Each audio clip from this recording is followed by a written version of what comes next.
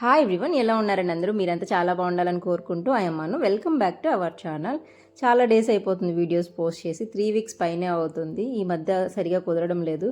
అటు ఇటు పిల్లలు స్కూలు వాళ్ళ వర్క్స్తోనే నాకు ఎక్కువ అవుతుంది. మెయిన్ అవి కాబట్టి ఫస్ట్ కొంచెం అవి చూసుకుంటున్నాను. మేనేజ్ చేసుకోలేకపోతున్నాను యూట్యూబ్. అది ఎక్కువ స్ట్రెస్ తీసుకోకుండా నిదానంగా అయినా చేసుకుంది. ఇది మన చేతిలో వర్క్, మన పైన ఓనర్ ఎవరు ఉండరు, ఇది ఖచ్చితంగా చేయాల్సిందని మనం కొంచెం వీలుని పట్టి చేసుకోవచ్చు. ఇప్పుడు నేను ఇంటికి కూడా వెళ్ళేసి వచ్చాను. ఇవన్నీ ఓల్డ్ వీడియోస్. ఇంక నిదానంగా మళ్ళీ యూట్యూబ్ మళ్ళీ కంటిన్యూ చేయాలనేసి అని అనుకుంటున్నాను అనమాట. చాలా డేస్ అయిపోయింది వీడియోస్ పెట్టి. మనం వీడియోస్ పెట్టకపోతే మళ్ళీ మనం ఎంత మంచిగా గ్రో అవుతామో అంత ఫాస్ట్గా పడిపోతాము, వ్యూస్ అవన్నీ కూడా తగ్గిపోతాయి. అందుకని కన్సిస్టెన్సీ అనేది మెయింటైన్ చేయాలి యూట్యూబ్లో. అంటే డైలీ పెడుతున్నా, డే బై డే పెడుతున్నా, ఒకటి టైమింగ్ అలాగే పెట్టే విధానం కూడా అనేది మెయింటైన్ చేస్తే గ్రోత్ అనేది బాగుంటుంది, లేకపోతే కష్టమైపోతుంది. ఈ వీడియో అయితే మా యానివర్సరీ రోజుది. ఆ రోజు నాకు ఒక కేక్ ఆర్డర్ ఉంది, అది కంప్లీట్ చేసేసాను. నాకు ఈసారి అయితే ఏ కేక్ చేయాలని లేదనమాట. యానివర్సరీకి ప్రతిసారి అలసిపోతున్నాను, ఇంట్లో వర్క్స్, మళ్ళీ మనమే కేక్ చేసుకోవడం, ఇదంతా కూడా. నేనైతే ఈసారి యానివర్సరీకి నాకు రెస్ట్ కావాలి, ఇంకేం అవసరం లేదని చెప్పాను. దీనైతే ఇక్కడ సివిలియన్, ఇక్కడ బయటే ఉంటాను. నాకు భలే అనిపిస్తుంది సివిలియన్స్ నుంచి ఎవరి దగ్గరైనా కేక్ ఆర్డర్స్ వస్తే. అంటే ఇప్పటివరకు ఆర్మీ పర్సన్సే ఇచ్చేవాళ్ళు కదా, మనం అని అంటే ఓకే, మనకు తెలుస్తుంది ఎలా ఉంది ఏంటని. నన్ను నమ్మి సివిల్ కూడా వాళ్ళు కూడా నాకు ఇలాగ ఆర్డర్స్ ఇస్తే చాలా బాగా అనిపిస్తుంది. నాకు ఇక్కడ ఎక్కువ సివిలియన్స్ ఆర్డర్సే ఎక్కువ వస్తున్నాయి. నేను సివిల్లో ఉంటున్నాను కాబట్టి ఆ ఆర్డర్ కంప్లీట్ చేసేసాను. అది సడన్గా వచ్చిందనమాట. అప్పుడు కేక్ చేయాలనుకోలేదు, కానీ నేను తన కేక్ ఆర్డర్ ఎలానో వచ్చింది కదా, ఇంకా అదైతే కంప్లీట్ చేస్తాను. బయట ఆర్డర్స్ వస్తే ఎలాంటి సిచ్యువేషన్స్ ఉన్నా కానీ నేను ఆర్డర్స్ అయితే కంప్లీట్ చేస్తాను. ఇంకా దానితో పాటు మా యానివర్సరీ కూడా ఇలా సింపుల్గా కేక్ రెడీ చేశాను అనమాట. మ్యారేజ్ అయిన ఈ 12 ఇయర్స్లో కలిసి ఉందంటే ఒక 2-3 ఇయర్స్ మాత్రమే యానివర్సరీ అప్పుడు మేము కలిసి ఉన్నాం. తర్వాత అంతా సపరేట్గానే ఉంది. యానివర్సరీ టైంకి ఆయన ఒక చోట, నేను ఒక చోట ఉండేవాళ్ళం. ఈసారి అయితే అసలు ఏం చేయాలనుకోలేదు. ఇలా కూడా ఏం వద్దు, ప్రశాంతంగా ఏదైనా టెంపుల్కి వెళ్ళేసి రెస్ట్ తీసుకోవాలి. స్పెషల్ ఫుడ్ బేక్ చేసుకోవడం కానీ, కేక్ బేక్ చేసుకోవడం కానీ, ఇదంతా ఏంటంటే ఇంకా యానివర్సరీ అంటే మనకి ఏదైనా స్పెషల్గా ఉండాలి. కానీ ఇంట్లో పిల్లల బర్త్డేస్ అయినా కానీ, మన బర్త్డేస్ అయినా కానీ, ఇంకేమన్నా అకేషన్స్ అయినా కానీ ఇంట్లో లేడీస్కి వర్క్ ఇంకా ఎక్కువ హెవీగా పెరిగిపోతుంది అనమాట. మా బర్త్డేస్ కూడా మాకు హెవీగా వర్క్ పెరిగిపోతుంది, కానీ ఏమీ ఆ డేని ఎంజాయ్ చేసినట్లు అనిపించదు. కొంతమంది లక్కీగా ఏంటంటే బయటికి వెళ్ళి తినడం అలా ఉంటుంది. మాకు అలా ఏమీ ఉండదు, బయటికి వెళ్ళడం కానీ తినడం కానీ. అలాగా ఆ రోజు ఇంకా వర్క్ ఎక్కువైపోతుంది. దానివల్ల నాకు ఈసారి ఏమీ అక్కర్లేదు, ప్రశాంతంగా నేను ఎక్కువసేపు తిని నిద్రపోవాలనుకున్నాను, కానీ ఇలా జరిగిపోయింది. చక్కగా మన తెలుగు వాళ్ళంతా వచ్చారు. నేనైతే నైట్కి డిన్నర్ ప్రిపేర్ చేశాము. ఇంకా మేమంతా కలిసి కేక్ కట్ చేసుకొని కొన్ని పిక్స్ అయితే తీసుకున్నాము. మా అందరికైతే ఎక్కడెక్కడ ఉండే వాళ్ళమంతా కూడా ఆర్మీలోకి వచ్చాక నాకు అంత ఒక ఫ్యామిలీలా అనిపిస్తుంది. ఎందుకంటే చిన్న చిన్న ఫ్యామిలీ మీటింగ్స్ కూడా మిస్ అయిపోతుంటాం కదా. ఏదో ఈ పెద్దదైతేనే చాలా వరకు అటెండ్ అవుతాం, మ్యారేజ్ కానీ ఇంకా అలాంటివి ఏమన్నా, అన్నప్రసన్న కానీ ఇంకేమన్నా ఇలాంటి చిన్న చిన్న అకేషన్స్ ఉంటాయి కదా, గృహ ప్రవేశాలు కానీ ఇలాంటివి. ఎవరైనా ఫ్యామిలీలో ఎవరికైనా పిల్లలు పుట్టినా ఇంకేదన్నా ఉన్నా కూడా వెంటనే వెళ్ళడానికి కుదరదు. ఇలాగ పెద్దవైతేనే మ్యారేజెస్ ఇలాంటివి అయితే ముందుగా ప్లాన్ చేసుకొని అప్పుడు వెళ్తాము. అప్పటి వరకు ఏంటంటే ఏమన్నా చిన్న చిన్న అకేషన్స్ ఉన్నా కూడా అవన్నీ మిస్ అయిపోతుంటాం. ఇలాగ ఆర్మీలో ఉన్నప్పుడు ఏంటంటే మేమే ఎక్కడి నుంచి, ఏ స్టేట్ నుంచి వచ్చిన వాళ్ళు, అదే ఏ ప్లేస్ నుంచి వచ్చినా కానీ, మన ఆంధ్రాలో కానీ తెలంగాణలో కూడా మాకు ఒక ఫ్యామిలీ లాగా ఫీల్ వస్తుంది అనమాట. ఏదైనా చిన్న అకేషన్ ఉన్నా, బర్త్డే కానీ, ఎవరిదైనా యానివర్సరీ ఇలా ఉన్నా కానీ అలా అందరం కలిసి సెలబ్రేట్ చేసుకుంటే అక్కడ ఎలా అయితే మన ఫ్యామిలీని మిస్ అవుతాం, అది కొంచెం ఫీల్ అవుతుంది. ఇలా అందరం నైట్ డిన్నర్ చేసేసాక మేము ఒక్కొక్కరు ఒక్కొక్క చోటు ఉంటాము. మేము ఒక్కళ్ళమే సివిల్లో ఉంటాం, మిగతా వాళ్ళంతా ఇప్పుడు వచ్చిన వాళ్ళంతా క్వార్టర్స్లో ఉంటారు. అక్కడ ఎలా ఉంది ఏంటి అనేది మాట్లాడుకొని కొంచెంసేపు ఇంటి దగ్గర సంగతులు, ఇక్కడ సంగతులు అలా మాట్లాడుకొని కొంచెం అలా కూర్చొని చిల్ అయిపోయాము. ఇలా ఇంట్లో ఏమైనా చేసుకున్నప్పుడు బాగానే ఉంటుంది. క్లీనింగ్ అప్పుడే తర్వాత చాలా టైం పట్టేస్తుంది. అసలు ఎందుకు పెట్టుకున్నామా అని అనిపిస్తుంది. కొంతమంది ఓపిక్గా చేసుకుంటారు, కానీ నాలాంటి వాళ్ళైతే నేను ఎన్ని కేక్స్ అయినా చేయమంటాను, కానీ ఇంట్లో క్లీనింగ్ ఇదంతా కానీ ఎక్కువ చేయలేను అనమాట. ఒక గంట 2-3 గంటలు చేయగలుగుతాను, కానీ ఇంకెక్కువ చేయలేను. నెక్స్ట్ మేము ఇంటికి వెళ్ళేది ఉంది కదా, అంటే మేము ఆల్రెడీ వెళ్ళొచ్చాము, ఈ ఓల్డ్ వీడియోస్ కదా. అప్పటికి కోసం పాపకి బట్టలు అవి చూస్తున్నాం అనమాట. ఇక్కడ మనకి ఎక్కువ హర్యానాలో ఏంటంటే ఇలాగే ఉంటాయి అనమాట. కుర్తీ కింద వచ్చేసరికి ప్లాజో కానీ లేకపోతే లెహంగా టైప్ కానీ అలా ఎక్కువ ఇలాంటివే దొరుకుతాయి. ఎట్లయినా ఏ స్టేట్ వైజ్ ఆ స్టేట్కి దొరుకుతాయి కదా. కొంచెం సౌత్లో మిక్స్ అయ్యేలాగా చూడండి అని అంటే ఆ సౌత్వి ఇక్కడ కష్టం అని అంటున్నారు అనమాట. ఇక్కడ ఏంటంటే ఎక్కువ వర్క్ వచ్చినవి, పైన మిర్రర్స్ అలాగా ఉంటున్నాయి అనమాట. నేనైతే ఒక సింపుల్ లెహెంగా తీసుకుందాము, ఇంకోటి ఏమన్నా చూద్దాం పాపకి. వెళ్ళగానే కుదరదు కదా, గృహప్రవేశం ఉంది కదా, వెళ్ళగానే ఇవన్నీ తీసుకోవడం రెడీ చేయించడం కుదరదు కదా. వెళ్ళేది 0 టైంలో వెళ్తున్నాం. మేము వెళ్ళాక ఇంకా ఇంటి పనులు అవన్నీ ఉంటాయి కాబట్టి ముందు ఇక్కడ కొన్ని చూద్దాం, ఏదైనా బెటర్గా ఉంటే తీసుకుందాం, లేకపోతే ఇంటికి వెళ్ళాక చూద్దాం అన్నట్లుగా ఇక్కడ కూడా చూస్తున్నాము. ఇక్కడైతే ఫైనల్గా నేను ఇక్కడ ఒక లెహెంగా తీసుకున్నాను, అలాగే ఇంకొక డ్రెస్ కూడా తీసుకున్నాను. డ్రెస్సెస్ మాత్రం చూడడానికి చాలా బాగున్నాయి, కానీ కొంచెం పెద్ద పిల్లలకి ఒక 16, 17 ఆ ఏజ్ ఉన్న పిల్లలకి అయితే చాలా బాగా అనిపిస్తుంది.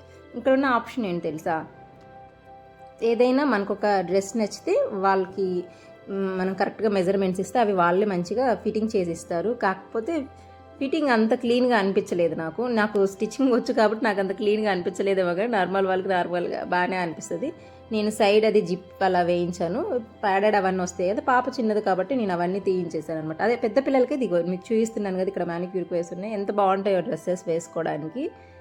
వాళ్ళు నెక్స్ట్ డే అవంతా మనకు మెజర్మెంట్స్ తీసుకున్నారు కదా, ఆల్టర్నేషన్ అనేది చేసి ఇస్తారు. నేను ఖర్చులు అలా ఏమైనా ఉంటే ఎక్స్ట్రా కట్ చేయించాను, ఎప్పుడు ఉంచుతానమాట, తర్వాత అయినా యూజ్ అవుతాయి కదా అనేసి. ఇంకో డ్రెస్ అయితే ఇది తీసుకున్నాను. నాకు ఈ మధ్య ఏంటంటే నాకు పాపకి ఏది తీసుకున్నా సేమ్ మా ఇద్దరికి సెట్ అవుతున్నాయి. ఈ బ్లాక్ డ్రెస్ ఒకటి తీసుకున్నా, కానీ ఇంకొంచెం టైం పడుతుంది పాప వేసుకోవడానికి. ఇప్పుడు చిన్న అమ్మాయి కదా, ఇంకొక 1 year 2 years అయితే బాగా అనిపిస్తుంది వేసుకున్నా కూడా. ఆ బ్లాక్ డ్రెస్ అయితే మా వారికి చాలా బాగా నచ్చింది. మన దగ్గర మామూలుగా ఏదైనా శుభకార్యాలకి బ్లాక్ వేసుకోరు కదా, ఎప్పటికైనా పనికి వస్తుంది, తీసుకుందాం బాగుంది అనేసి తీసుకున్నారు.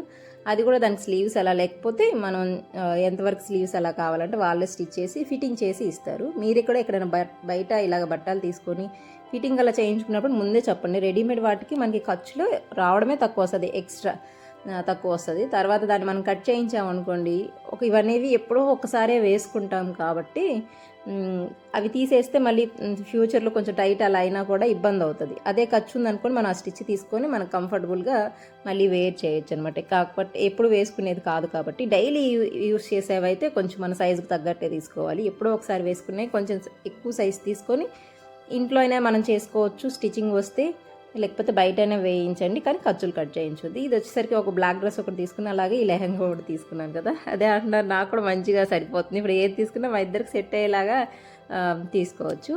నెక్స్ట్ మేము ఏమనుకున్నామంటే, ఈ హౌస్ చాలా వేడిగా ఉంది, మేము ఏదైతే ఉంటున్నామో అస్సలు వెంటిలేషన్ లేకపోయేసరికి ఏదో అగ్గిపెట్టెలో పెట్టి మూత పెట్టినట్టు ఉందనమాట. ఇల్లు చాలా పెద్దగానే ఉంది. మేమేమనుకున్నామంటే దగ్గరలో ఇంకొక హౌస్ చూసుకున్నాం. ఇది 2nd floor కూడా కదా, ఊరికి ఎక్కి దిగడం రోజుకి చాలాసార్లు ఎక్కి దిగుతూనే ఉంటాము.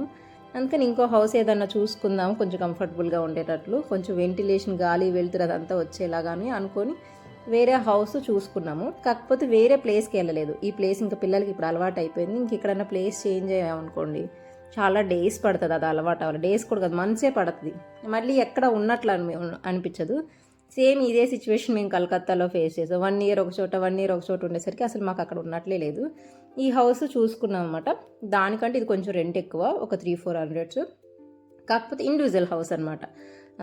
సైకిల్స్ కానీ బైక్స్ అవన్నీ లోపల పెట్టుకోవచ్చు. ఇప్పుడు మేము ప్రెజెంట్ ఉంటున్న దానికి బయట పెట్టుకోవాలి బైక్స్. అలాగా ఎప్పుడైనా కుక్కలు అలా వస్తే మొత్తం పాడు చేసేస్తున్నాయి. అందుకని ఇది చూసుకొని యూనిట్ నుంచి కొంచెం ఫర్నిచర్ కూడా తెప్పించుకుంటున్నాము. మనం బయట ఉండే పని అయితే యూనిట్ నుంచి ఫర్నిచర్ తెచ్చుకోవచ్చు అనమాట. మనం పోస్టింగ్ వచ్చేంత వరకు ఉంచుకోవచ్చు. లేకపోతే క్వార్టర్స్లో ఉంటే మామూలుగా మనకు ఉంటాయి కదా. ఇలా ఇది కూడా డబుల్ బెడ్రూమే. కాకపోతే ఏంటంటే కిచెన్ కొంచెం కంఫర్ట్గా అనిపించలేదు. ఫస్ట్ చూసుకున్నాం కానీ తర్వాత క్లియర్గా చూస్తే కిచెను అలాగే వాష్రూమ్లో కూడా చాలా రిపేర్స్ ఉన్నాయన్నమాట.